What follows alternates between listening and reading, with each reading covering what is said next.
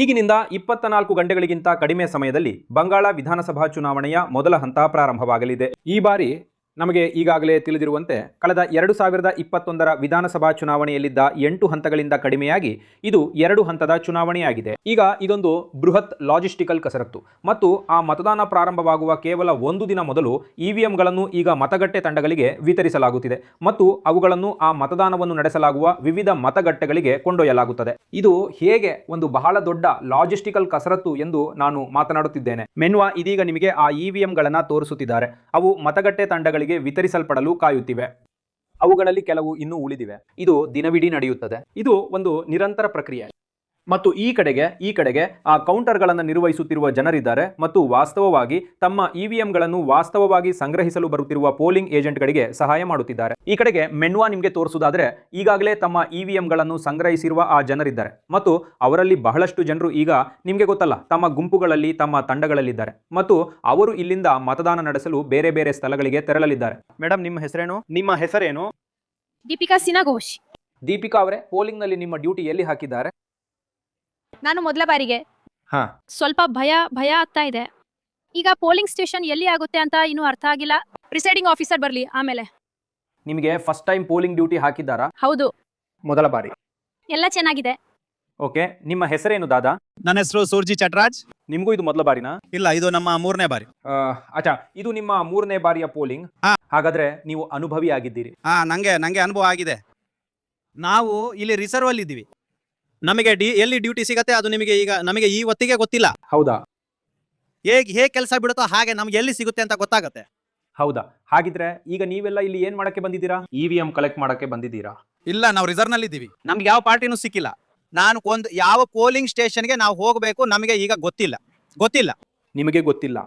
ಹಾಗಿದ್ರೆ ಒಂದು ವೇಳೆ ಹಾಗೆ ನಾವು ವೇಟ್ ಮಾಡ್ತಾ ಇದೀವಿ. ವೇಟಿಂಗ್ ಅಲ್ಲಿ ಇದ್ದೀವಿ. ಕಳೆದ ಬಾರಿ ಇದ್ದಾಗಲೂ ವೇಟಿಂಗ್ ಅಲ್ಲಿ ಇದ್ರಾ? ಹೌದು, ಕಳೆದ ಬಾರಿ ನಾವು ಪೋಲಿಂಗ್ ಅಲ್ಲಿ ಇದ್ವಿ. ಹೌದಾ? ಈ ಬಾರಿ ವೇಟಿಂಗ್ ಅಲ್ಲಿ ಇದ್ದಾರೆ. ಈ ಇಬ್ಬರು ಕೂಡ ತಮ್ಮ ಸರದಿಗಾಗಿ ಕಾಯುತ್ತಿದ್ದಾರೆ. ನೀವಿಲ್ಲಿ ನೋಡಬಹುದು, ಈ ಜನರಿಗೆ ಈಗಾಗಲೇ ಅವರ ಇವಿಎಂಗಳು ಸಿಕ್ಕಿವೆ ಮತ್ತು ಅವರು ಈಗ ಈ ಎಲ್ಲ ವೋಟರ್ ಸ್ಲಿಪ್ಗಳನ್ನು ಒಟ್ಟುಗೂಡಿಸುತ್ತಿದ್ದಾರೆ ಮತ್ತು ಚುನಾವಣೆಗಳು ಒಂದು ದೊಡ್ಡ ಲಾಜಿಸ್ಟಿಕಲ್ ಕಸರತ್ತು. ನಿಮ್ಮ ಸ್ಕ್ರೀನ್ ಮೇಲೆ ಕಾಣುತ್ತಿರುವ ಈ ಎಲ್ಲ ಜನರು ನಡೆಸುವ ಇದು ತುಂಬಾ ಲಾಜಿಸ್ಟಿಕಲ್, ತುಂಬಾ ತೀವ್ರವಾದ ಕಸರತ್ತು. ಇದು ತುಂಬಾ ತಾಂತ್ರಿಕವಾದ ವಿಷಯ ಮತ್ತು ನೀವು ನೋಡುತ್ತಿರುವಂತೆ ಮುಂದಿನ 24ರಿಂದ 48 ಗಂಟೆಗಳ ಕಾಲ ಈ ಎಲ್ಲ ಜನರು ಅತ್ಯಂತ ನಿರತರಾಗಿರುತ್ತಾರೆ. ಅವರೇ ಮುಂಚೂಣಿಯಲ್ಲಿ ನಿಂತು ಈ ಚುನಾವಣೆಯನ್ನು ಮುಕ್ತ ಮತ್ತು ನ್ಯಾಯಸಮ್ಮತ ರೀತಿಯಲ್ಲಿ ನಡೆಸುವ ಜವಾಬ್ದಾರಿ ಹೊತ್ತವರು. ಈ ಇಡೀ ಚುನಾವಣೆಯ ಒಂದು ಅಂಶ ಖಂಡಿತವಾಗಿಯೂ ಭದ್ರತೆ ಮತ್ತು ಈ ಬಾರಿ ಈ ಇಡೀ ಚುನಾವಣೆಯಲ್ಲಿ ಕೇಂದ್ರ ಭದ್ರತಾ ಪಡೆಗಳ ಒಂದು ಬೃಹತ್ ಸಂಖ್ಯೆ, ಒಂದು ದೊಡ್ಡ ಸಂಖ್ಯೆ ಇದೆ. ಅದು ಒಂದು ಅಂಶ.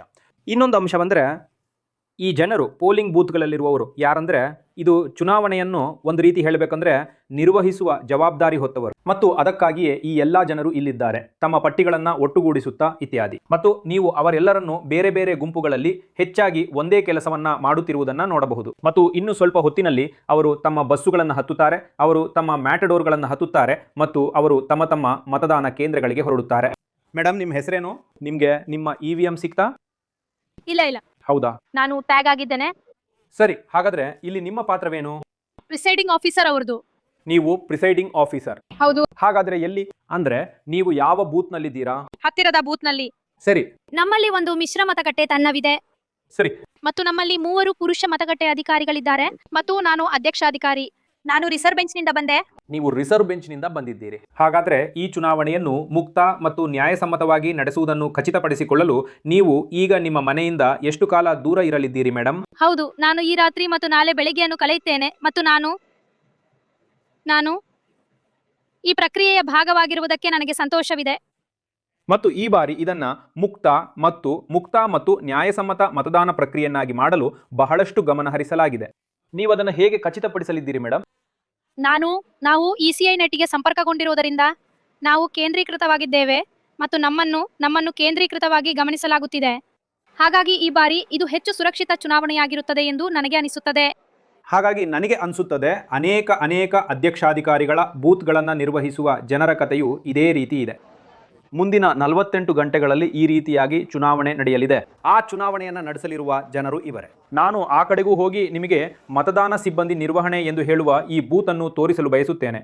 ಮತ್ತು ಆ ಕ್ಯೂನಲ್ಲಿ ಇಲ್ಲಿ ಬಹಳಷ್ಟು ಜನರಿದ್ದಾರೆ ಮತ್ತು ಇವು ಮೂಲತಃ ಎಲ್ಲಾ ಮತಗಟ್ಟೆಗಳು. ಹಾಗಾಗಿ ಉದಾಹರಣೆಗೆ ಇದು ಬೋಲ್ಪುರ್ ವಿಧಾನಸಭಾ ಕ್ಷೇತ್ರ. ಇಲ್ಲಿರುವ ಮತಗಟ್ಟೆಗಳು ಇವು. ಬೇರೆ ಬೇರೆ ಜನರಿಗೆ ಬೇರೆ ಬೇರೆ ಕೌಂಟರ್ಗಳು. ಅವರೆಲ್ಲರೂ ಇವಿಎಂಗಳನ್ನು ಮತ್ತು ಮುಂತಾದವುಗಳನ್ನು ಸಂಗ್ರಹಿಸಲಿದ್ದಾರೆ. ಮತ್ತು ನಾನು ಹೇಳಿದಂತೆ ವಾಸ್ತವವಾಗಿ ತಮ್ಮನ್ನು ನೋಂದಾಯಿಸಿಕೊಳ್ಳಲು ಮತ್ತು ವಾಸ್ತವವಾಗಿ ನಂತರ ಹೋಗಿ ಈ ಚುನಾವಣೆಗಳನ್ನು ನಡೆಸಲು ಬಂದಿರುವ ಜನರಿಗಾಗಿ ಈ ಕ್ಯೂಗಳಿವೆ. ಹಾಗಾಗಿ ಸದ್ಯಕ್ಕೆ ನಡೆಯುತ್ತಿರುವುದು ಇದೆ. ನಾವು ಈ ಚುನಾವಣೆಯ ಕೊನೆಯ ಹಂತವಾದ ಮತದಾನಕ್ಕೆ ಬರುತ್ತಿದ್ದಂತೆ ಇಲ್ಲಿ ಇದು ಬಹಳ ತೀವ್ರವಾದ ಒಂದು ಸನ್ನಿವೇಶ. ಆದರೆ ಸದ್ಯಕ್ಕೆ ಇವು ಬೋಲ್ಪುರ್ನಲ್ಲಿನ ದೃಶ್ಯಗಳು. ಅಲ್ಲಿ ನಾನು ಇದೀಗ ಈ ಇವಿಎಂ ವಿತರಣಾ ಕೇಂದ್ರದಲ್ಲಿದ್ದೇನೆ.